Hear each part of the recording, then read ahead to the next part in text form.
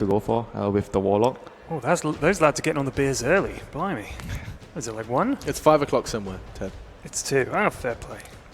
Still a lot of Dota to be played today, so long day ahead of us. Long day ahead. Jirak said to me this morning, he said, not a good day for hair. And he wasn't making fun of me being bald. It's just because it was a little windy this morning. But not a good day for hair. Yeah. I like it. Yeah. He's got the champagne again. It's the champagne man. Champagne man. Rode here on a flying courier. It's a good job there's no bounty hunter in the crowd. Yeah, so in the second phase, OG removed the Tinker. So that is a big tell that the way they want to approach the game, they might be doing a lot of fight. The last game they were split pushing. This game they might be doing a lot of 5-man because they removed Tinker. Tinker's very good at dealing with 5-man, very good with Elder Titan because of the stalling tactics you can have. You can TP Boost of Travel onto the Spirit. You can have a lot of like combinations with that. And the Omni Knight ban, like you don't want the enemy to have a stronger team fight than you when you're trying to 5-man. So those two bans are going into a direction where OG wants to 5-man, win their lanes 5-man and end the game. I mean, obviously we know Jerax. Jerax is a great Earth Spirit. So do you think Warriors Gaming have banned him because they're like, we're not going to pick him and we don't want to have the old I can do anything that you can do? He plays a lot of heroes though. He does. Pudge as well. I think Pudge is also a hero that could cause a lot of problems. But they go back for the Ogre, just very safe pick. You're on the ropes. You don't want to do anything too crazy. You just want to go back for a really stable pick for the lanes. Oh. Very good dueling with the LC. Ogre plus LC, very scary in the laning phase. And Sven. Counteract the Elder Titan and good with the armor. It's very good against the Lifestealer because of the armor as well. But he's not that great against the Shadow Demon, so he has to rely on his team to take out the Shadow Demon. The Shadow Demon Purge is very, very potent against the Sven. He benefits as well from Fatal Bonds. Yeah, the Fatal Bonds cleave is going to be real. Burst. Yeah. And there comes another Sand King. This is going to be a cracker. You're starting to piece it together, are you? They're mixing it up. I can see the fights already. That's what I like for WG. That's what we were kind of talking about too. They like to mix up their damage potential. So the Elder Titan, obviously, the aura doesn't only make it so that your armor is reduced, it also amplifies spell damage. So now the Sand King, it kind of puts OG into a position where they have to build BKBs at a relatively early time. And he's a vehicle for... Sand King's a vehicle for Lifestealer, right? Exactly. Laning phase, Sand King plus Elder Titan is not as scary as the other combinations we saw, the Undying or the Ogre. So with the Warlock on their side, maybe the laning phase wouldn't be such a big problem. If they're really worried about that, they could always have the Ogre go to the safe lane to deal with the Sand King. Are you questioning whether Warriors can win lanes with heroes that probably shouldn't win lanes? Hasn't that just happened? Dude, I'm just like explaining like how the heroes work together. But they played differently in the last game. So no flame intended, Winter. And no flame intended. Well, they are doing something similar, that they're just building team fight. They were kind of lacking a bit. They had the Elder Titan, of course, but with the Sand King, that enables them to have a bit to be able to deal with the Warlock, since OG only has that one for their team fight so far. Do we read into the bonus time at all in the contrast between the two teams? You got 8 seconds left on OG and a full 2 minutes. Yeah, they are more stressed. Because they are like the favorites, and being the underdog means that you're playing without stress. You're just gonna go and enjoy some Dota, play your best, do whatever strat that you believe in. Whereas for OG, they have a lot of expectations on their back. It's not exactly a good thing. Expectations from yourselves, expectations from fans, expectations from... Losing the first game is a lot of stress for OG. Expectations from your organization. You've won 2 of majors under that name. And now they could very well concede it to probably the largest underdog attending the Boston Major. The Warriors Gaming truly were a bit of an unknown entity, and now they stand... Very balanced draft. Like Yanis mentioned, they have spell, they're physical right now, they're push, they can take your towers. Yeah, this is a really good draft from Warriors. DK is very good also against the Sven because you have a lot of armor, so you can... Oh, okay. The greed. OG goes for the all-out greed here with the Sven and the Alchemist. Those 2 heroes are like, you have 2 position 1 heroes. Like you have 2 snipers on your team. All take a lot of farm.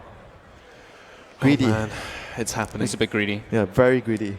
Greedy? Is that? Are you suggesting that the OG upset's on its way? Well, it's not a good or bad thing sometimes when you go for too greedy. If you can get away, it's a good thing. But if you can't get away, then it's obviously a bad thing. So we'll see how they balance things out with the greedy pick. OG, overly greedy. Okay, on that bombshell, it's time to find out if it really is going to end here. Will Warriors Gaming continue this crazy ride to the semi-finals? They impressed us once in the groups. Will they do it in the playoffs? We'll find out. It's time to cast this. Will OG take us to a third? Let's find out. Oh, will OG take us to a third, and will OG end up with all the coins in Scrooge McDuck's vault? We're going to find out, man. OG... I like Christmas references. What is with this? What is this? Trying to bring the Christmas cheer with Alchemist, just maybe give an axe to everyone. You get an axe, and you get an axe. Everyone gets an axe. Can they pull it off, though? It's a tough one. Sven already notorious for just stealing farm everywhere, and both of them can do Ancients. And will they be able to do it against WG? I really like the first ban Timbersaw because it's really good versus their lineup, and now without that, they're having to go for a completely different strat than perhaps they initially wanted. A little bit of shenanigans, looking for the first runes, no tell. Went in pretty deep, and from the angle he came in from the smoke, the way the smoke broke onto Afu, he's probably thinking there is a Radiant Observer Ward on top of the hill. Fly, try and go for the D ward at the moment. That'll be a disruption start from Nova. No tell, Storm Bolt's available. Everyone's in the neighborhood, but will he want to try and fight? They're still holding his ability. Does the D ward to start with, and now he's got a good opening inside the narrow stairwell. Can he hold him? Body block at Afu, try and put everyone to sleep. The burrow strikes there from Kangaroo, combining up with the bolt, but it still won't be enough. S4, it is an overwhelming odds that will be finding the kill against the master of the phone book. WG has 4 melee, and it actually came into play at that point. They got that the disruption off, but there was no follow-up. DK wasn't close enough to hit with a Dragon Tail. He didn't bother skilling it up, and Sand King, he tried to get in range for a Burrow Strike, but that's only 350 range. So, easy bounty rune for Alchemist. That's the way you want to start this off if you're trying to get that gold. Seemed a little odd, but by the time WG knew they wanted to bail, it was too late. So WG against an Alchemist. We've seen a lot of Alchemists, and we've seen even like a lot of Alchemist wins too, and it's very hard to stop them. So firstly, you need to have a good laning phase. You need to be able to take down the T1s, control the jungle, and control the Ancients. And like the matchup mid, like Dragon Knight, he has a lot of armor, so he won't take that much damage, but their base damage is very similar to each other. So I think that he should come out slightly ahead with Breathe Fire. Keep your eyes on multiple lanes. It's Kangaroo who's being initiated on the bottom lane.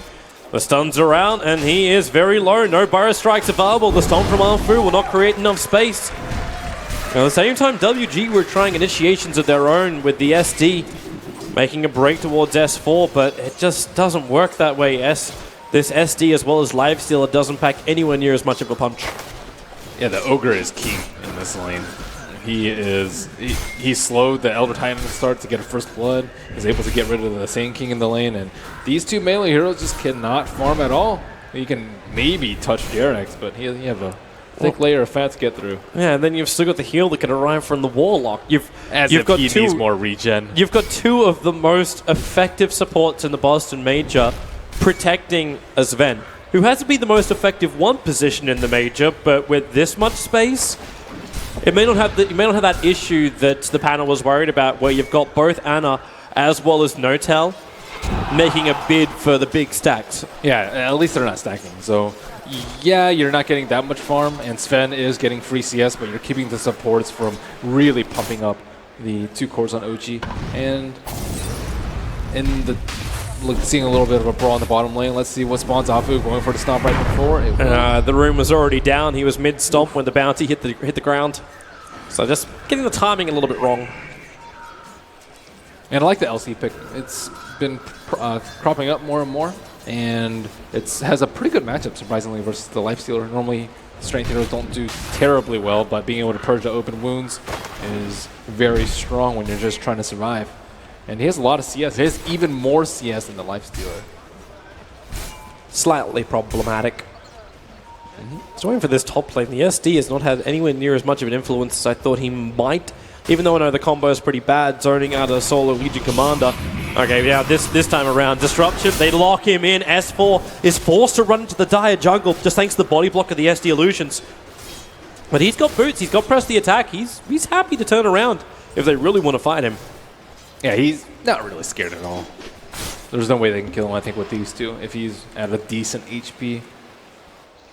They just need to pressure him to actually use his press the attack before. Maybe getting an early oov on the Lifestealer might make a difference, but in the bottom lane is where all the action's happening. Yeah, Burrow Strike, Fu able to get the stomp off. Now Notel with his own Storm Bolt. Jerax doesn't have much to offer apart from one punch, but one punch may be all that's required. He's so low, the Orb of Venom brings him down to 14 HP. No kill to come from it. I can't tell if you're trying to intentionally make all these enemy references or no, Toby. I'm just warming myself up for the MP game next, right? Yeah. You're not even casting that, Toby. Come on. Actually, yeah, I am. I'm sticking around for 2 series today. Nice. Yeah. Okay, so Someone's you're for punishment. warming yourself up. This is good. Yeah, they're not able to do that much on bottom lane. Like, the Sand King is really getting nothing. And Elder Titan, I don't know. I don't really see him like particularly good versus any of these heroes. OG kind of drafted like not high base armor heroes and the Warcry to actually deal with him. So wait for this rotation. Well, balance with Ogre denying himself up inside the pit. Easy way to get home. And then straight back out to the front lines. Notel now with his full treads up. Makes Intel a little bit easier to come by when he wants to go for those Storm Bolts. They have a clarity on the Ogre as well, that they can pass a no-tail easily. But they're starting to get some stacks now. They've already had pretty good lanes, I would say. Alchemist isn't too far behind the mid lane. Nice Sandstorm. Yeah, they just have to play very defensively, though.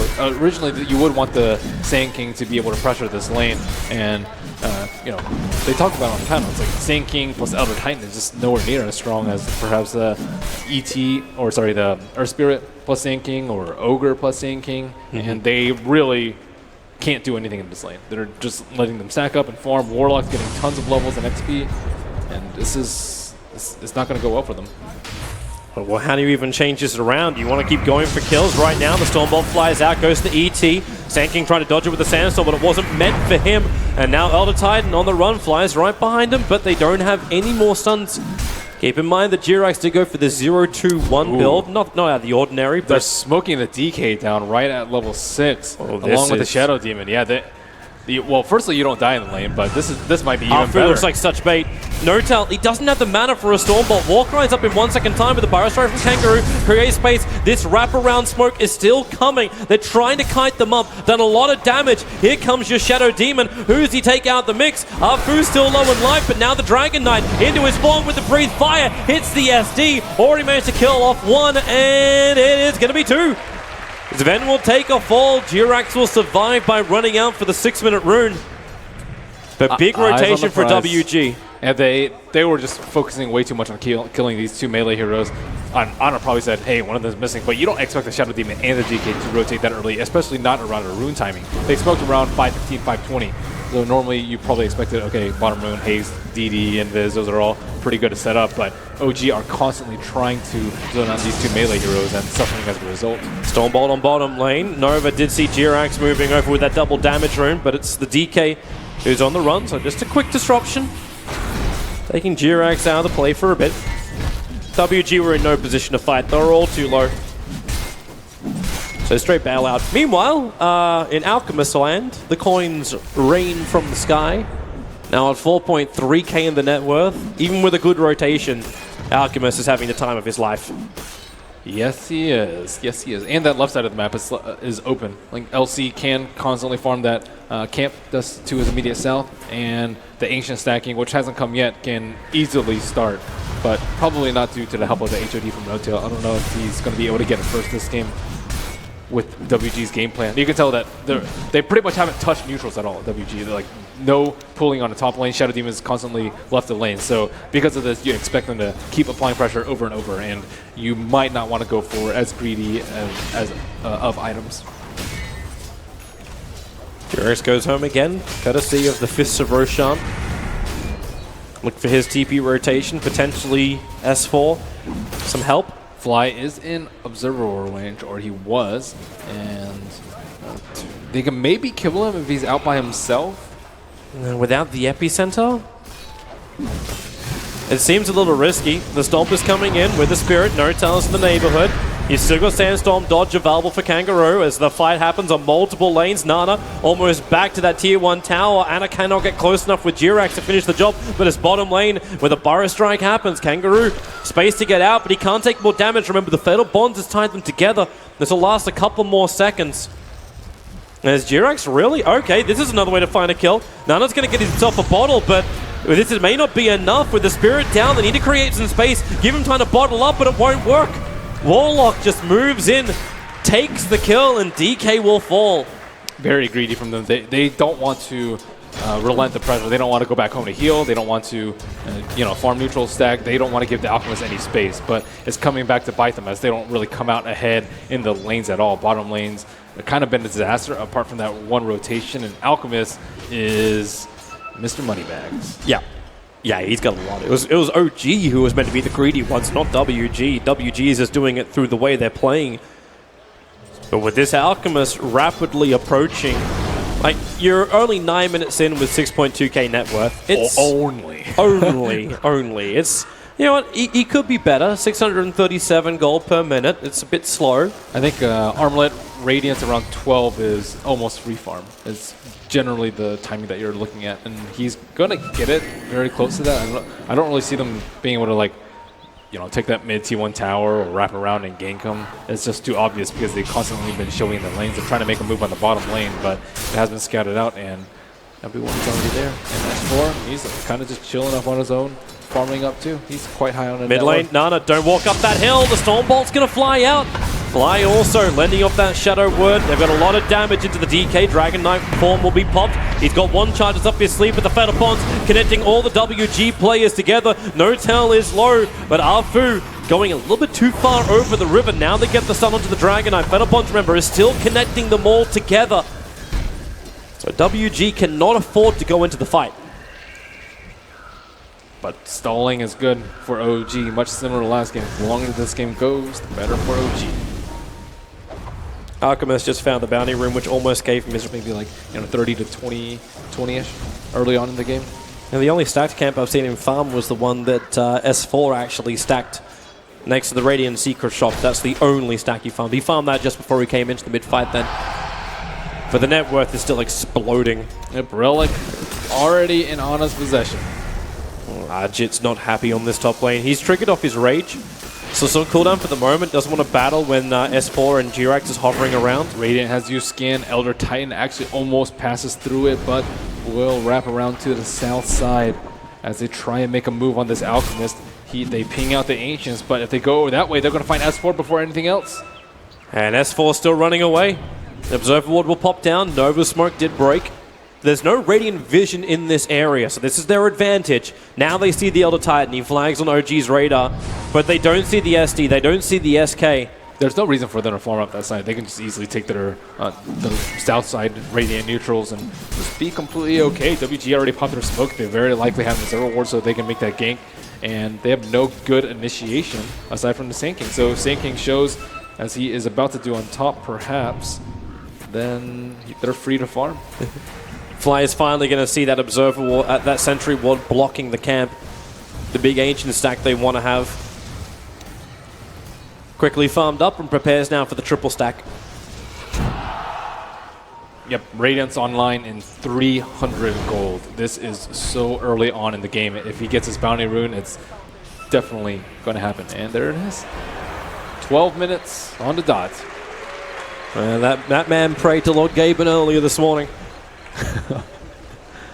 Yeah, it doesn't even take that much luck. Even without bounty runes, he still get around this time with the way that WG has played. Just they can't go into the jungle at all. Like, look at this. These Observer Wards from OG. One in the middle lane, one close to the Ancients, and this is with a Sven farming They too. just smoked. They're coming in. They want the kill over on the Dragon Knight. No-Tell will get the stun off with the Warcry. They got the movement speed to close the distance. Into the first stun, Concoction to follow up, plus the duel from the Legion Commander. OG, they've done this time and time again during the group stages. This big maneuver, show of strength, find one kill, take the mid-tier 1 tower just after 10-minute mark. Amplified, of course, by Anna's farm. And no one can contest that. Shadow Demon comes in, boom, drop the rock, 2 heroes are dead. But do it this way, you lose 1 hero and you still have the rock. So they are in between.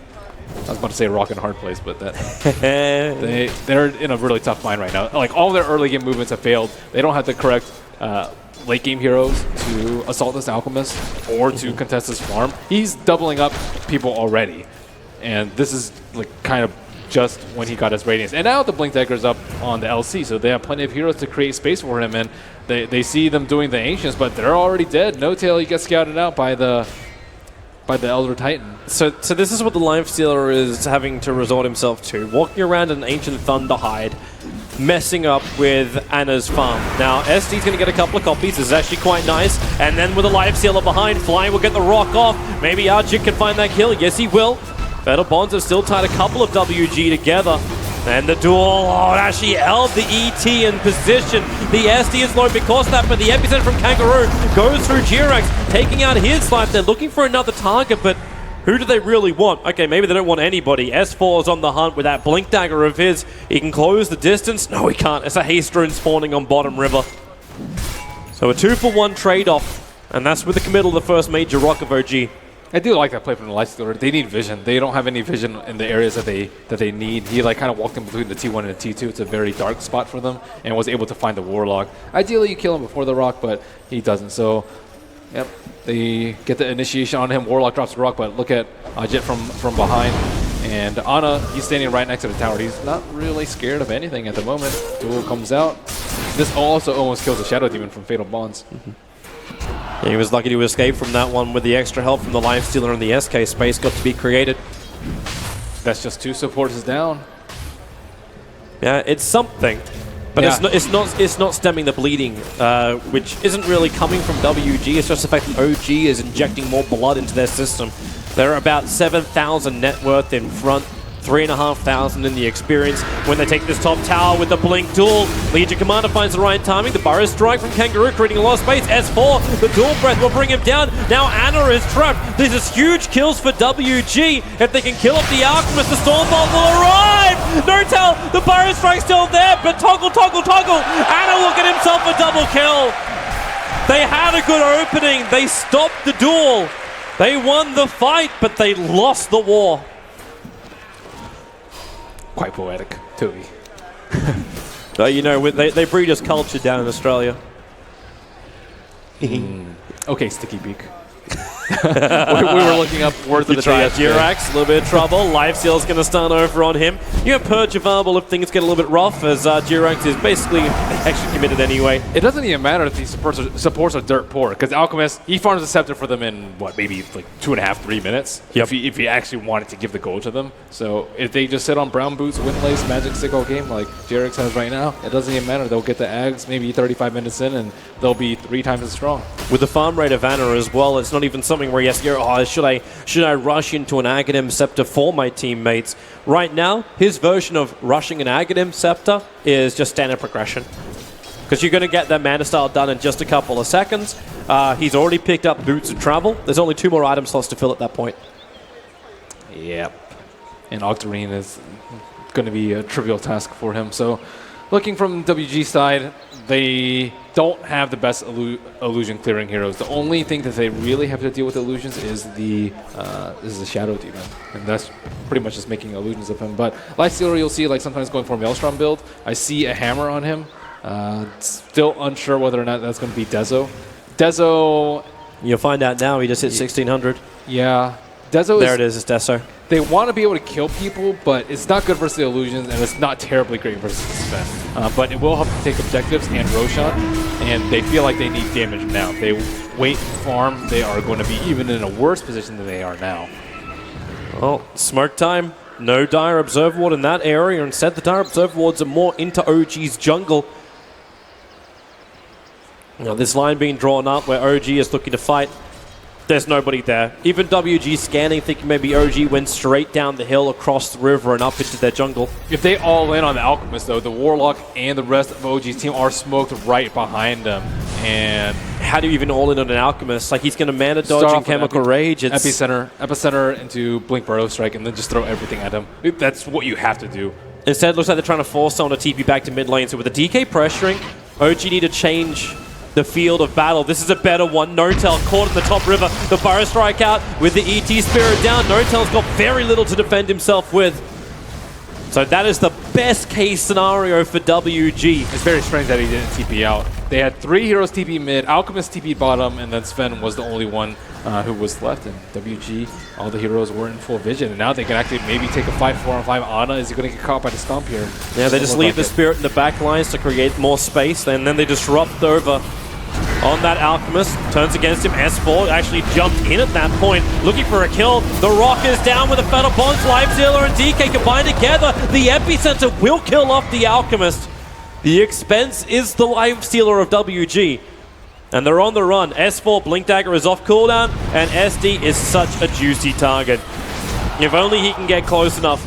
Tries to break free. Blink Dagger still on cooldown. SD juking it out in the tree lines, but it's time to duel, and SD will add a little bit of plus damage into the Legion Commander, now adding up to 34. Not bad for them. The Lifestealer sacrifices his life just running straight in on the Alchemist, but Sand King did the majority of the damage with the Epicenter to follow up.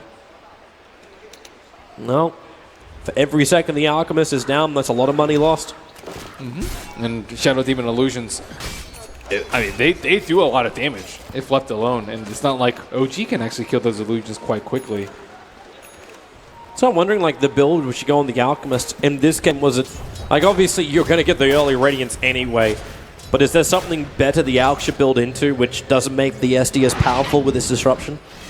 The only other build is like the attack. I guess there's two other builds. One's like the attack speed damage build, like a Maelstrom, AC Basher, those sort of items. And then the other one is like the very team fighty build with the Medallion, Solar Crest, and mech. But they don't need him for armor or for a mech, so that build is kind of out of the question. The attack speed build is okay, but you don't really want a man fight versus a Lifestealer. It's much riskier. Why not just get Radiance? Yeah, Shadow Demon might get a little bit of farm, and it might be a little bit annoying in team fights, but you're like almost guaranteed to have this sort of net worth by 20 minutes if you just go the standard, we call it the more build, Manta Octarine Radiance. Farm more. I actually wonder too, like once the axe comes up, is it worthwhile to get that extra? Do you give it to the Sven? Oh, Fire Strike, speaking of Sven, initiated on. The ET Splitter is down. Does he have enough to find the armor toggle? Needs a little bit more time, and the clean! Nortel with the extra Storm Bolt. The Purge is on him. He'll need to toggle his way through this one, and he will survive. The disruption's out. WG, they're going to lose out big. That is a sad fight for them to take, especially with the Lifestealer just picking up the Dezo. That's kind of his peak in this game. And if you can't take a fight like that with focusing down to Sven, who is much less in net worth than the Alchemist, then you're going to have immense trouble taking down the Alchemist and the rest of his kin. Doesn't that kind of give you flashbacks to the 4-staffing sniper from earlier today? A bad fight for WG. This time around, though, it gives the advantage to OG. Getting them closer and closer towards forcing this into a game 3. They can't be too comfortable, though. If they're not careful... Oh, the Fire Strike is in. Alchemist already has the Agency model S4. He couldn't get the duel off in time. It was a fairly quick sandstorm by the SK, and Kangaroo was able to escape. And King's trying his best to make some plays here. Trying his best. Just a little bit too late, I believe, on that. The ET Spirit Storm actually got in the perfect timing to jump in, but just, yeah, that's that lateness you're talking about. So how does Lifesteal actually do damage now? BKB is coming out on the Sven. I think all of this comes down to the initiation from Sand King. If he gets like a 2-man Epicenter Burrow Strike and Lifestealer is able to have that precious 2-3 seconds of uptime on a hero as soon as he pops out of an infest, they can burst down a hero. But if like Warlock is able to drop the rock, stop his rage, and Alchemist can buy a couple of seconds with the Manta, then they're going to win the fight. So Sand King, he has to have kind of the same impact that the Earth Spirit did last game, but this time they're fighting with a huge net worth deficit. Huge is almost an understatement. 13,000 the advantage going the way of OG. The experience has cracked the 10k Mark II, and now OG get a little bit of extra. A double damage rune in the bot river. Uh-oh. So Notel's going to pick this one up. Sand King's out in no man's land. They figure that they might have stopped the TP from Kang with that unstable concoction, which is undisjointable. Nova, you do not want to be here. He'll get a copy of the Alchemist to try and slow down the push on bot lane. But OG are getting tankier. They even dominated the Ogre Frost Mage. So Sven's walking around with 27 armor before Warcry. Ice Armor's a very good choice here. Very little magic damage. And, I mean, from Sand King, I suppose, but that's it. Like, if the Lifestealer can't do anything in these fights, I don't see them walking over OG. But Sand King in the back, he was pinged out. Yeah, the ping came. I don't know if he was actually scouted or not. Like, if it was WG. Ooh, Shadow Demon thought about that one. Gotta cancel that one quick. Hana's going to concoct himself. This tier 2 tower is toast. The EG Spirit's pretty good at defense, but you don't have the same kind of combination as we saw in Game 1 with that Fade Bolt as well as Illuminate. OG have more than enough strength to survive any of the deep push of WG, because you don't even have any points in Shadow Poison. It's all Disruption and Catcher. It's all that single target. Bring down the Alchemist if possible. But you want to bring him down, you got to fight through his Chemical Rage, through his Armlet toggling, through the huge amount of armor he has when Warcry is triggered. That was plus 37 on the Alchemist. And he's still got an Aegis as well. So Kangaroo and Arjit, they're going to try and creep skip this out. Remove the creep wave if possible. And this will stall the push. Backdoor regeneration is up. Yeah, they don't want to lose right now. S4. They're infested. Burrow Strike 1 second. Now they can go. Burrow Strike pop out. S4 quickly mopped up. 45 seconds on the sideline. So breathing room for WG. And maybe looking for one more as Lifestealer tries to scout out all the heroes. But OG will return to their base and farm. What a surprise. Well, they could have tried to pressure it a little bit more, but the Shadow Demon illusions are actually buying them a lot of time. You can't really kill them. It's not worth killing them because they'll just expire in about 14 seconds. However, they're worried about the creep wave. Highest net worth by 25. That was a hard one to predict. Easy one. Easy points, easy money. Lifestealer chasing down Jirax. He is under the cover of Invis, but Jirax has a lot of friends. Lifestealer attacking quick and attacking fast. Rage is still up, so Concoction won't be able to hit him. Okay, he actually stuns it by stunning himself. The SK, Burrow strikes through with a 4-star. Lifestealer give him some space to move. And also with disruption from Nova. OG, this is becoming complicated. Yeah, they're giving away a lot of hits here and there. Even that stomp, that's nice. DK! No. He jumped all the way in. The ET Splitter will create a little bit more space. This is bringing Kangaroo time and space to bring down the Warlock. Epicenter is off from him too, but the duel locks the Dragon Knight in position. No way to toggle this one. That lifesteal's coming in the form of the Centaur. He's dominating. He's going to look for the stun to begin on Notel, then pop out with the Burrow Strike. WG making most of the environmental resources. Sand King's out of mana. Is he going to be able to force-step away? I don't think that OG knows that he's out. You want to wait? Nova, you're dying to illusions when you're that close. He wants the farm, man. That's what he wants to go back in and disrupt another? He can't. He doesn't have a TP himself, so you're Kangaroo's going to stick excited with him. if you're a Shadow Demon. You're secretly excited. Like, man, I could... It's kind of like dropping a rock. It's like, oh, I guess there were no heroes. I guess I will just farm these neutrals with my rock. All of a sudden, I'm wasting abilities, wasting my life. I'm actually bleeding myself into death. But don't worry, I can get farm. That's the spirit of the anti-mage. They do need more money, though. It's becoming disgusting. We talk about triple net worth. It's getting to almost, triple net worth. Yes, it's almost exactly where we thought it was going to be. With that Alchemist. So they need to keep getting picks. They've gotten picks on the supports quite sometimes, and Ags will kind of remedy their poorness situation. However, it does give WG much needed gold from getting these kills over and over because they are at such a net worth disadvantage that each and every kill, even on support, is going to yield them a lot of gold. And yeah, I don't know. Like going into the late game, you don't really want to Stella, as you mentioned. You can even give the Ags to Sven to buff up your entire team. So like waiting is no bueno. Here they come. Top lane, Ana prepares his concoction, just stuns up over on the SD illusions. This is the downside when Ana can even Stormbolt to commit. That's how much SD is an issue. Yeah, those illusions are quite strong. And there's the AC on top, makes tower sieging much easier. And aside from that, I guess, stomping constantly is going to help them out. The Ancient Black Dragon, raining fire upon the base of the tower. I know, like we don't have a Naga in this game, but with the way the Manda style is working at the moment, it's acting very much the same way.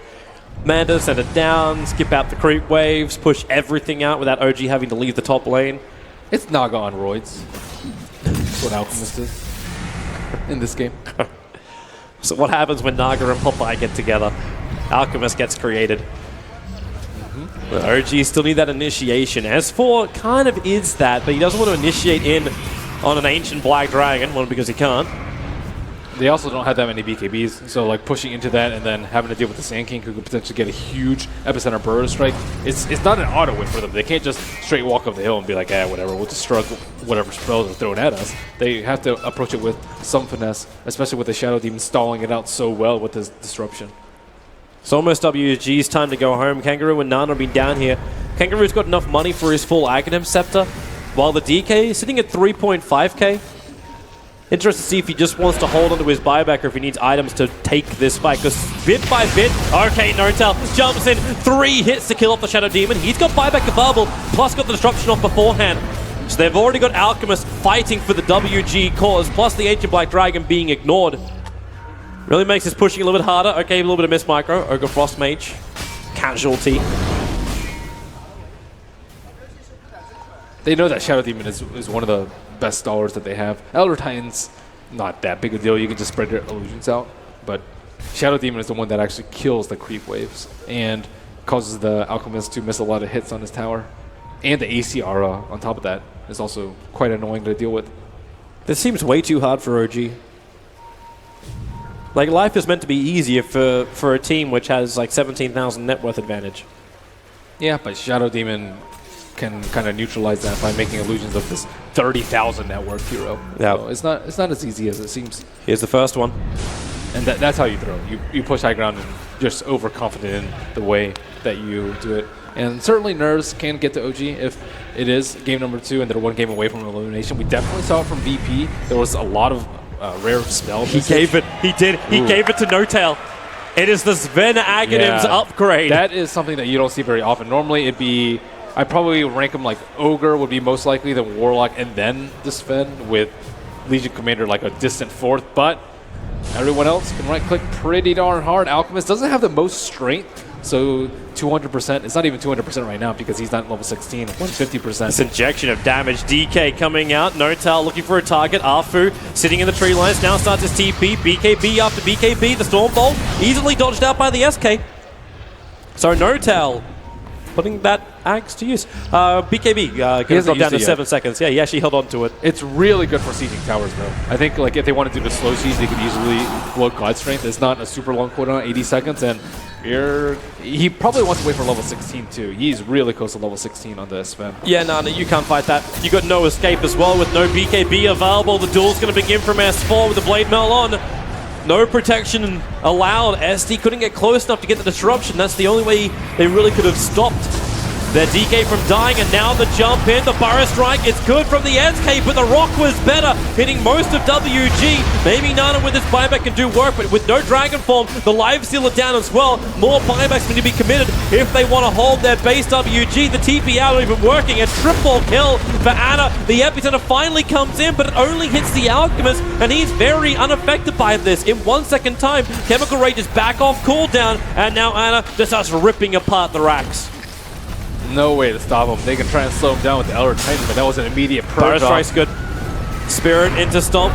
Lifesteal looking to bash into him more. He's still got the Infest available, but G-Rex gets the initial stun, and he Infests into the range melee.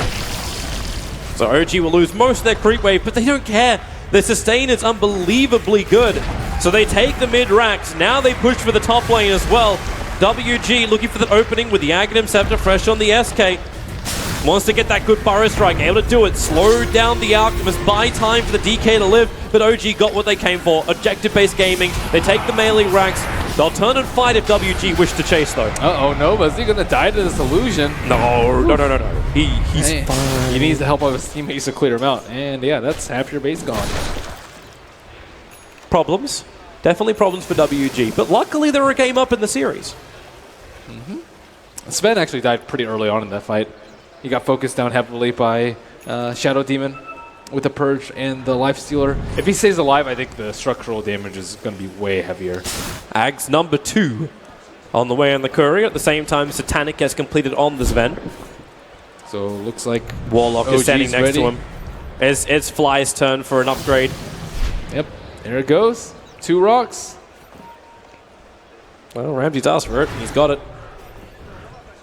The Fly Boss going to have the double rocks. Not level 3 on his ultimate yet. It's a little bit short of 16, but Roshan is available for OG. And this will probably be the best chance WG has to potentially turn the momentum of this game around. Catch OG in a compromising position at Roshan. They're just poor. Yep. 30,000 net worth behind. Well, this is what happens when a greed lineup pays off. Investment capital, and all of a sudden, the company is self-sustaining. And paying dividends. And stock for everyone that initially invested. And then some. Basically, everyone's Scan rolling hits. in a bathtub of like bills. Scan hits near the Dire Secret shop, so they know they're wrapping around behind. It's either going to be one of two places, one from the river or one from behind. Smoke from OG. See the ping coming in from Ogre. He knows. They know. WG will walk into it. S4 will trigger off the smoke. Makes a break for the tree lines. The burst strike from Kangaroo will reach it, but Notel jumps into a target, instantly disrupted as well as Purge, so he couldn't kill off Nana. This fight was split into multiple parts. As it's over on the left, it's going to be already Warlock down for the count. The epicenter arriving in from Kangaroo. Can they bring down this Ven? The DK stunned up too much. Concoction's also here underneath the sentry wall. There was nowhere to hide, and we are forced into a third game as OG, they play the greed, and it pays off. Very difficult lanes to break, and WG tried their best to assault that early game economy from OG, but just no chance. Alchemist, you got that perfect timing with the Armlet Radiance at 12 minutes, and they just played it very slow and steady from there. You said it yourself, man. The Alchemist practically had free farm. S4's initiations were right. No one was really having to worry about, okay, who takes the Ancient stack here? Everyone had so much space on the OG side. WG. And their offlane just got destroyed. Yeah, the SKET. A lot of question marks. A lot of question marks around that lane. Yeah, they picked very well around the ET, so I don't really think you can blame the ET pick. It was more so that they didn't have any good support. They had another support to pick, but it wasn't able to stand up in that lane at all. Well, I want to ask the question of the offlane to the panel, who luckily are back at their seats. Yes. Okay, what's your question, Toby? I've got them here. Did they like the offlane? Did they enjoy the offlane? Well, I'll give it to you. Did you like the offlane? Fogged? I think Winter kind of nailed it on the head. But when the draft happened, sanking Elder Titan's not like like sanking Undying or something. Sure. Elder Titan's not as strong in that type of dual lane. So, it's not a big fan. Yep, not a big fan. Are we going to see Alk in Game 3? Hope not. Sick of that. Well, you can just have Naga instead. It's a trade-off. I'd actually I'd prefer rather that. play against Naga than Alk. Honestly. I agreed. Well, the fact that both of our analysts came to me and just said, "Hey, Alex, just so you know, there's rarely 100% over games. This one is 100% over." I'm sure you must have had the similar vibes on the casting desk. Yeah. At some point. Yeah, we did. Alk got big. Well, we're going to be coming back for a third, and I'm not complaining, because it does mean that this series continues to go on. OG and Warriors will be playing out. We'll be seeing more from Malini and Toby in a bit. But we have to understand, first of all, how OG managed to do so, and where Warriors may have had some falls, some foot falters, because it looked so good after the first. But it seems only right that this goes all the way to 3, right? I just want to highlight the adjustment that I said that they should put Jerax on the roamer, and this game he was indeed on the roamer, the ogre, so he was able to help the lanes get more done in the early stages, stabilize the game, and allow their greed to actually go through with the Sven and the Alchemist on the same team. Was it all eyes on Alk, Fogged, or was there was plenty of backup plans alongside that? Yeah, they had a very good lineup versus the Elder Titan. Since WG revealed their ET in the first 2 picks, OG just drafts 3 really beefy heroes that emphasize on building armor, and they're not really like agi heroes that get so affected by the aura from the Elder Titan. So it was a good approach by OG for sure, and I mean, maybe WG will question picking Elder Titan in the first 2, even though they do like the hero so much, just because of the easy ways you can kind of counter it. I mean, Warriors draft actually was met by positivity on this desk. Ted, and you in particular said, I liked where this is going. You felt like it correlated into something relatively successful. It looked good. Yeah. But then Alchemist kind of throws a spanner in the works. And, I mean, we were saying, I think you asked, what the hell do you do against it? I mean, you shut him down, but he's going to get farm eventually. I guess what you have to do is hope that you shut him down enough early that by the time he starts to pick up in farm, it's too late and you've already won. But as it was, OG dragged the game out long enough. It didn't even take long for him to become a huge problem. Yeah, this is like the Elder Titan problem. Like that hero doesn't allow them to be that aggressive team to pressure and punish the Alchemist early. He's more like, I want to sit back and get more levels, because Elder Titan becomes really good with the levels that he's getting. He's not very good at the first few levels. Yeah. Well, I mean, we saw No-Tail making sacrifices in the first game. In this one, he's second on that net worth, and he was doing big things with the big hammer. When you see OG winning the team fights without even using the rock, you know the game is like pretty much over at some point. They just needed the Alchemist to run in and kill everybody. Like, he was just way too farmed after that. And the Ags on the Sven, very interesting. Yeah, can we explain their thought process there? Because, I mean, you were explaining to me there's probably 3, if not 2, priorities above them when it comes to giving the free Ags. I think that they probably felt pretty secure in this game, and maybe they just wanted No-Tail to have some more stats. Anna was doing a good amount of right-clicking as well, so it does benefit him and S4 a good amount, because the Sven Ags gives you like 100% or 125% bonus damage depending on which level it is in a 900 AoE radius around your team. You probably want to give it to the Ogre or the Warlock if it's a closer game. Yeah, more than an ideal, yeah. I think there's a lot of these fights they were trying to take out the Alk. I mean, the thing with the Alk is you keep thinking you've almost got him, but then you just can't. He just regens so fast in the armlet as well, and then Sven comes in and gives it the old Echo Saber, bap, bap, and all of a sudden it's all over. I mean, that's the problem, right? They drop their Sanking ultimate, they drop Elder Titan ultimate, they use their big spells, and they don't kill the Alk. The Alk backs off, regens his health, and he comes back to the fight, and there's no way you kill him a second time. That's like the problem with Alchemist if you don't have enough damage to kill him one time at a go. He's just able to come back later, and the fight is just basically over. Yeah. Last pick Alchemist proving it's brutal.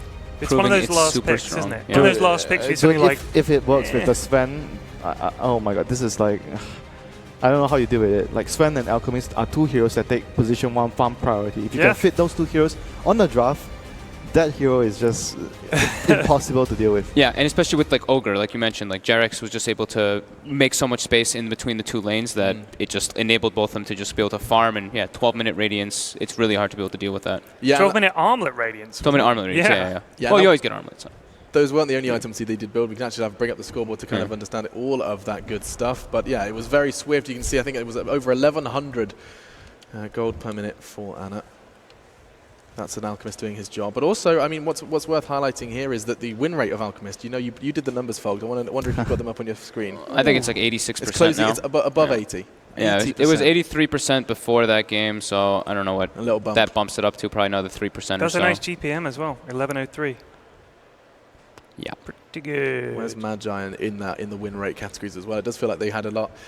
Then again, as you say, that WG brought in the Shadow Demon, which we've already been talking about, having a absurd success rate in the playoffs initially in the round of 16. And when it comes to MVP, it looks like Anna has been nominated. I think we've explained that plenty already.